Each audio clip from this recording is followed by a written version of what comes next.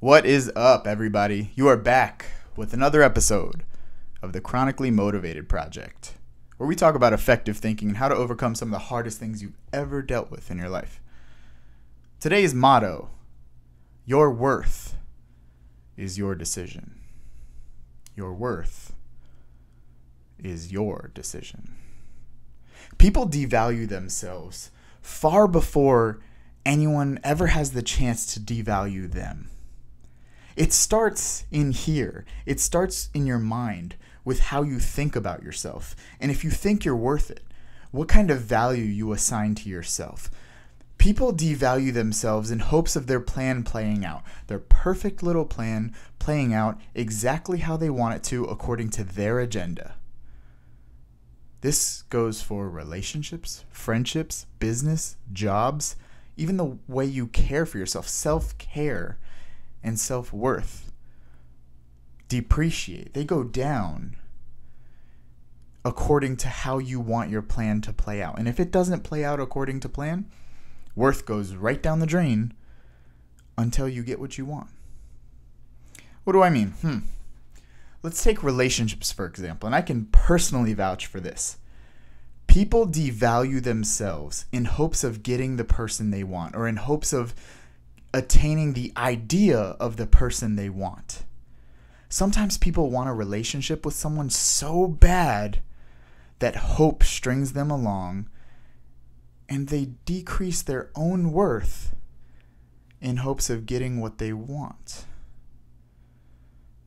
Now, people may know that the situation is hurting them. People may know that the situation is not good, and they could know of something even better, something that would make their worth increase.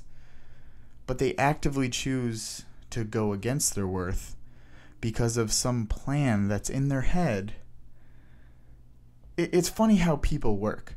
We attach an idea to someone or something that we want so bad, and we're so quick to devalue ourselves in hopes of getting what we want. But in reality, it takes us further away from what we want, which is quality of life, which is a great life. But our desires can be so overwhelming that we say, screw us, screw who we are, screw our value, I'm going to be selfless. But in order to be selfless, you have to be selfish first. I've said that before, and I'll say it again. In order to be selfless, you have to be selfish first. Everyone has a limit in what they can give. And if you're constantly giving pieces of yourself and pieces of your worth and pieces of your value to people who don't deserve it, you're eventually going to be left with nothing. And that person isn't going to be there to help you because you never had them in the first place. So when it talks about a bad significant other or even a bad friendship, you can't be quick to give away your value unless you never established your personal value in the beginning. And that's the problem. Now, it doesn't just apply to relationships. Let's picture a drug addiction situation. Let's talk about a mother-son or a parent-kid relationship, because I've seen quite a few of those, and I can personally vouch for some of these situations. A parent wants so bad that their kid not to be addicted to drugs. They want so bad that their kid to overcome this cycle and break this cycle that they give so much, whether it's money, time, resources, support even. They give so much that they end up enabling the kid to stay in this cycle. And the parent devalues who they are as parents, devalues who they are as people in order to help or potentially or supposedly help this kid. Sometimes opportunity, situationally like this, can be the devil, and it can actually make things worse. So when you don't know your worth as a parent, when you don't know your worth as a person, and you allow people to treat you like a doormat, you allow people to walk all over you and take pieces of you, at the end of the day, you're allowing this to happen. Your worth is your decision in every single situation in life. Now, I'm not saying you need to be a mean person, but I am saying that in order for you to be selfless, you have to be selfish first. You have to put people in hard situations so that they learn on their own. You can't constantly be overbearing and trying to control everything and enabling things to happen. No one's going to learn that way. Sometimes you have to get hurt to learn. And if you're stopping people from getting hurt, you're stopping people from learning. And that's in the parental situation. So we can also talk about the employment situation. Some employers are shitty. I won't say the employer I worked for, but I watched as employers greased people up for assistant manager positions, promising the world, promising that they'll eventually become managers, knowing very well that there was double or triple the amount of assistant managers that there were manager positions available. They knew this specific job that I worked for, and they allowed the dream to happen, knowing that it just wasn't really going to happen for these people. They treated these people like doormats. They used them and burned them into the ground, keeping their hope alive that they would one day get that manager spot. But in reality, they were just workhorses that we would burn and churn until the next one came around. That only happens, in part, because of a shitty company, but also in part that people accept it. And once people start to see it and they know the reality, you have a choice. Do you maintain your worth, or do you lower your value for someone else or something else, for a possible plan that you want to play out? And if it's not playing out the way you want it to, and you know it's not going to, if you stay on that ride, you can only accept what's coming. That's the reality of it. People want their plan to play out, and they devalue themselves in the process. But again, that's a choice. That's not life screwed me. No, you screwed yourself. You screwed your own life by making choices based on a plan that didn't exist, but you wanted it to so bad. You determine how long you're going to walk in hell. I determine how long I walked in hell in certain scenarios in my life, in certain scenarios that'll probably continue to happen. You determine how long you're willing to go through shit.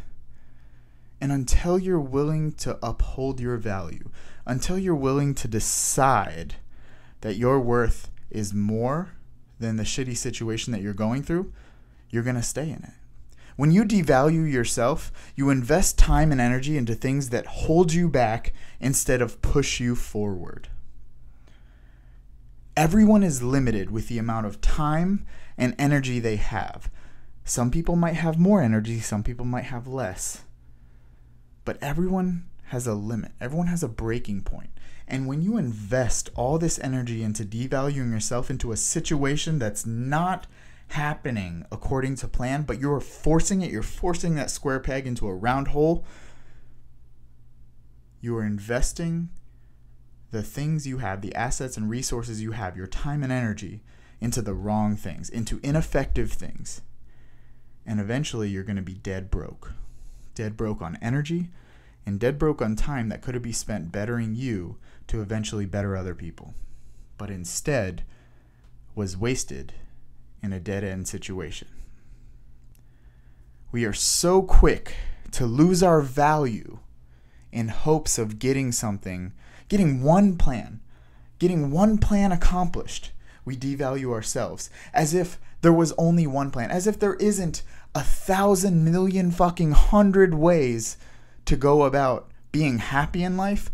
We assign one plan to our lives and it must happen. And if it doesn't, fuck it. Throw out the value. Throw out the worth. We don't need that because we need this plan to work. What bullshit we tell ourselves. What bullshit I've told myself in the past. Myself in the past. No one can devalue you or make you feel worthless without your approval. No one. unless you approve someone, unless you accept what people are saying or what people are doing to you, no one can do that. Well, that's not true, because I had a situation where this girl screwed me over, or this guy screwed me over. You know, they strung me along for this amount of time, this amount of months or years. Okay. You were strung along, and you knew you were strung along, but you played along. You allowed that person to take your worth. No. You willingly gave your worth in hopes of your plan playing out. And the only thing that happened is you got burnt. Don't be mad. Don't be upset. You got burnt by your own ass. You burnt your own ass in doing what you knew was wrong in hopes of getting what you thought was right. Ooh, girl, you deserve so much better than that. You deserve so much more than that little fuckboy. No, you're wrong. You deserve exactly what you accept in life. You deserve exactly what you accept. And if you accept devaluing yourself, and you accept lowering your worth for a situation you think is going according to some plan that doesn't exist, then you deserve to be unhappy. You deserve to be devalued. And that's, I'm sorry. I'm not sorry. That's so fucking true. You deserve what you accept. So don't fucking accept any less than the value you assign yourself. And if your value is small, increase your fucking value. Increase your worth. You are worth as much as you accept that you are worth. So if you have the ability to accept your worth, don't accept anything fucking less than a lot. Increase your worth, increase your value. People believe they're stuck in shitty situations, when in reality, you're choosing to stay stuck in a self-deprecating situation that you caused or you are choosing to be a part of. You're waiting for life to play out according to your agenda, and that's just not how fucking life works. Yeah, there's a lot of cursing in today's episode because I'm really fucking angry with how people choose and how I've chosen in the past, and I'm really hoping that you're listening to this and you make the right choices in regards to your worth and your value. Like, my skin is fucking crawling. We are so quick to allow our value to go down in hope. That word hope strings people along. Understand, there is no perfect plan. Not everything, most everything, will not go to plan in life. Here are some hard-hitting facts, okay? No one who hurts you is a necessity. No relationship is a necessity. No job is a necessity. No perfect job is a necessity. No employer that devalues you is a necessity. Everything that's happening in your life could go to complete and utter shit. And that doesn't matter because you can always pick up and rebuild and keep moving. And life is always moving, whether you're staying on your back or crawling or running or going backwards. Life is always moving. And you always have a choice to uphold your value and keep your worth. But in order to keep your worth, you have to know your worth from the beginning. You have to establish what your worth is and what your worth isn't, and who can play in your game of life. Who is allowed to show you your worth, and who is not allowed to take away from it. Who is not allowed to make you take away from your own worth, because that's the only thing that can happen. No employer can devalue you unless you accept it. You can stay at that job or not. Well, Chris, it's really hard to find a job. And yeah, it is really hard to find a job. That means you have to work fucking overtime, doesn't it? That means those hours you're spent getting devalued by your employer, that you can spend searching. Or as you're getting devalued, it's going to happen anyways, find another fucking job with energy, you know? Don't go on Facebook. Don't go on social media. Don't go out with your friends and chug some beers and bitch about your job. Spend that time looking for another one, or looking for fucking 3 more. No one is a necessity. No one should be given the opportunity by you to devalue you. You allow this, so don't. Just fucking don't. And I know, it's easier said than done. Yeah, it is. But do it anyways because it needs to be done, unless you don't want to have any value and you don't think you're worth it. I think I'm worth it. And that's not me being cocky. That's me being fucking real. Everyone has worth. Some have more than others just because they've chosen to have more.